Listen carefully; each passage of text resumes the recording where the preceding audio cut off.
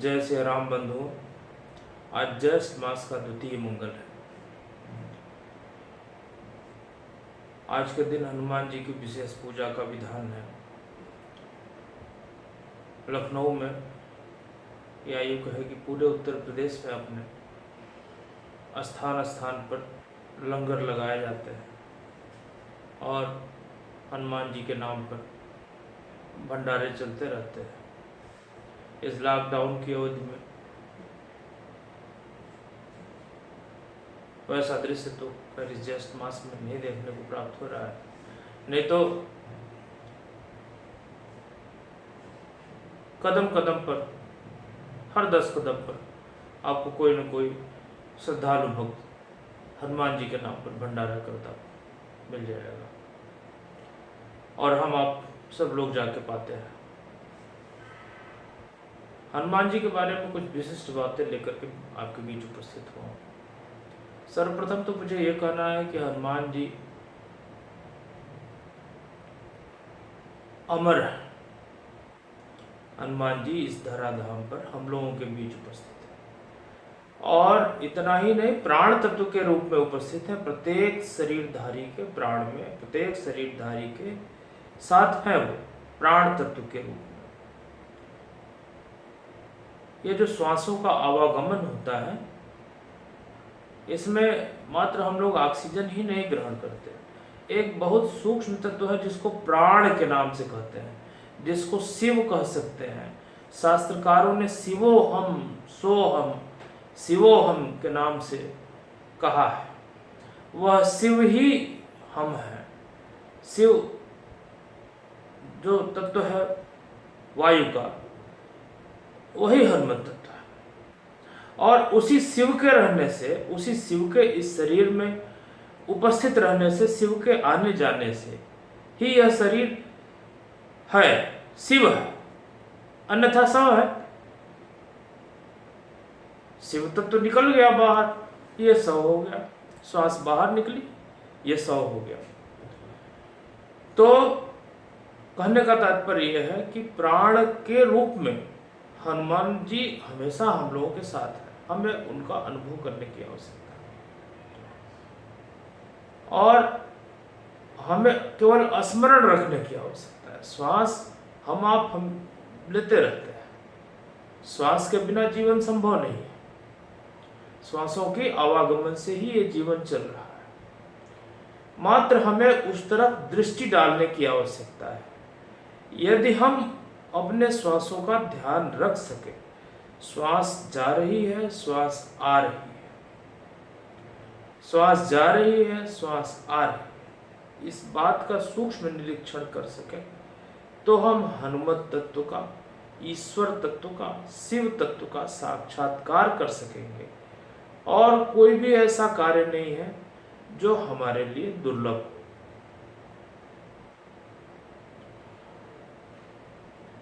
शिवोहम, सोहम, राम, इन मंत्रों का अगर श्वासों पर जाप किया जाए, जिसको अजपा कहा गया है, हमारे शास्त्रकारों ने अजपा कहा है, अगर वो अजपा में उतर सके, वो मंत्र अजपा में उतर सके, तो फिर उसके आगे वो अवर्णनातीत है। उसके बाद की स्थिति अगर वो अजपा में उतर सके, तो फिर साधक की जो स्थिति होती है वो वर्णनातीत है, वो शिव ही हो जाता है।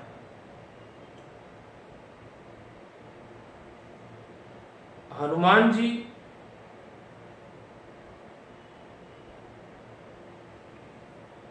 रामचरितमानस में और रामायण में, वाल्मीकि कृत रामायण में हम लोग हनुमान जी के बारे में अवगत होते हैं इन्हीं दोनों ग्रंथों से। और भी तमाम हनुमत लांगूलोपनिषद है और भी तुलसी बाबा के ग्रंथ हैं, उनके द्वारा हम लोग हनुमत तत्व के बारे में जानकारी प्राप्त करते हैं। श्री रामचरितमानस का, या आप कहें कि रामायण का, वाल्मीकि कृत रामायण का भी ये जो कथा है, ये आध्यात्मिक, इसका एक कलेवर है, इसका एक आध्यात्मिक शरीर है। और प्रत्येक शरीर में, जैसे हम लोगों का शरीर है स्थूल शरीर, या कोई भी शरीरधारी है, तो उसमें 5 प्राण होते हैं। 5 प्राण होते हैं प्रत्येक शरीर में। प्राण, व्यान, अपान, समान, उदान, इस प्रकार से 5 प्राण होते हैं हम लोगों के शरीर में। और इन 5 प्राणों के रक्षक श्री हनुमान जी हैं। श्री रामचरितमानस के 5 प्राण में सर्वप्रथम मां जानकी, बानर भालू,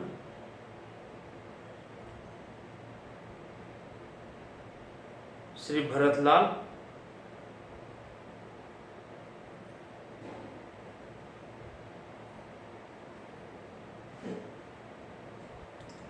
और श्री राम और श्री लखनलाल।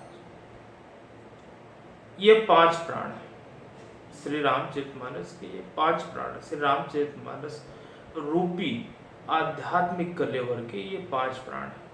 और इन 5 प्राणों के रक्षक श्री हनुमान जी हैं। इन 5 प्राणों की रक्षा हनुमान जी ने की है।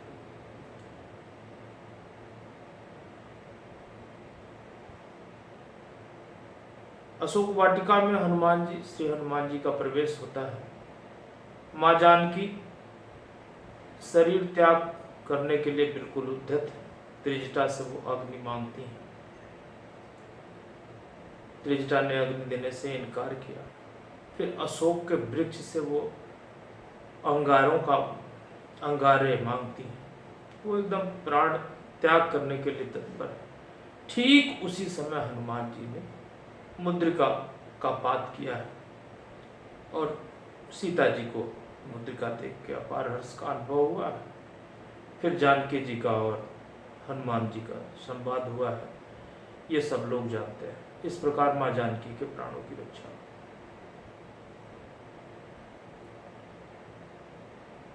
बानर भालू,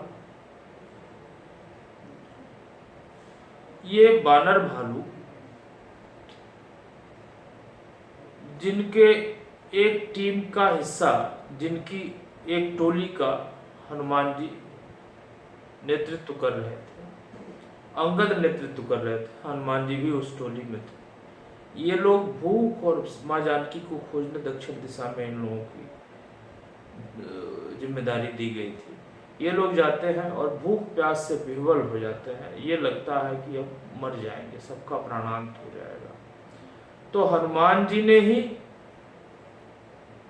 इनको एक सरोवर, जिसमें स्वर्ण प्रभा नाम की एक दैवी शक्ति निवास करती थी, उस स्वर्ण प्रभा की गुफा में सारे बानर भालुओं को ले जा करके वहां इनको जल पिलवाया था और इनके प्राणों की रक्षा की थी। जल और वहीं से इन लोगों को समुद्र तट तक जाने का मार्ग प्राप्त हुआ था। फिर श्री भरतलाल जी पर आ जाइए। प्रभु लंका विजय करके आने ही वाले हैं, अभी अयोध्या पहुंचे नहीं हैं। किंतु भरत जी की व्याकुलता बढ़ती जा रही है कि अगर एक क्षण भी विलंब हुआ, यह स्थिति, यह मनोदशा भरत जी की थी, एक क्षण भी विलंब हुआ तो भरत जी प्राण नहीं रखेंगे, प्राण अपना छोड़ने के लिए तत्पर थे। ठीक उसी समय हनुमान जी का प्रादुर्भाव होता है और भरतलाल को हनुमान जी ने मानस की प्रसिद्ध चौपाई रिपुरन जीत सुजस सुरगावत सीता सहित अनुज प्रभु आवत, सीता के साथ, मां जानकी के साथ लक्ष्मण और प्रभु श्री राम आ रहे हैं भरतलाल जी। इस प्रकार से भरतलाल जी के प्राणों की रक्षा होती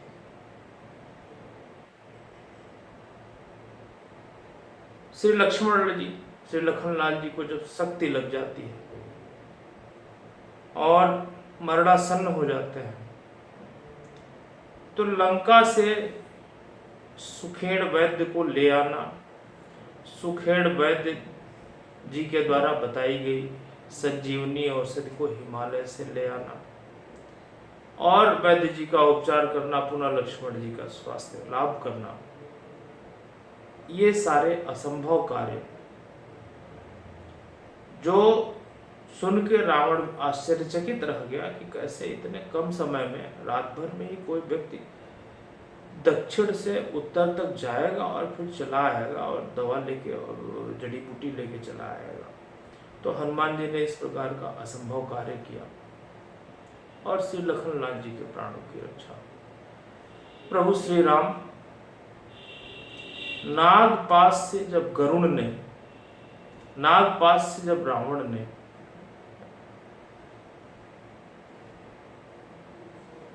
दोनों भाइयों को नागपाश से बांध दिया था,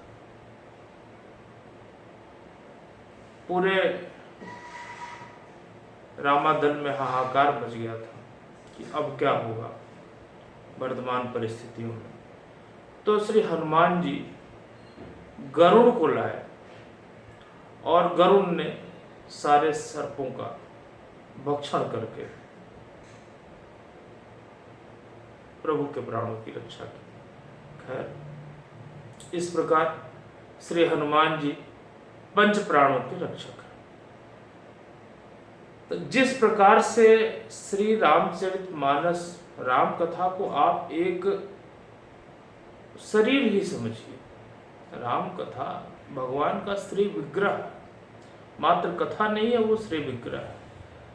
तो जैसे हमारा आपका शरीर है, इसी प्रकार से वो एक विग्रह है और उस विग्रह के पंच प्राणों के रक्षक श्री हनुमान जी हैं। तो ये जो विग्रह दिख रहा है हम लोगों का, जो ये शरीर है, इस शरीर में भी जो पंच प्राण, प्राण अपान व्यान समान उदान आदि, ये जो प्राण हैं हमारे शरीर में, इनके भी रक्षक श्री हनुमान जी ही हैं। और श्री हनुमान जी श्वासों की आवन जावन के रूप में हम लोगों के शरीर अत्यंत निकट है, मात्र हम लोग उनका अनुभव नहीं कर पाते। अनुभव करने के लिए हमें श्वसन क्रिया का, श्वास और प्रश्वास के प्रति जागरूक रहना होगा, होशपूर्ण रहना होगा। प्रत्येक क्षण इस बात को लेकर हम सावधान रहें कि श्वास जा रही है और श्वास आ रही है।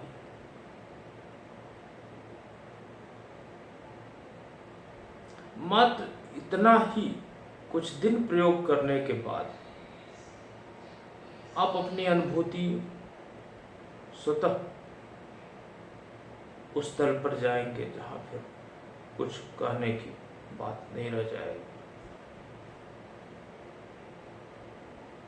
किंतु हमें आपको साथ मिलकर इस साधना को करना है।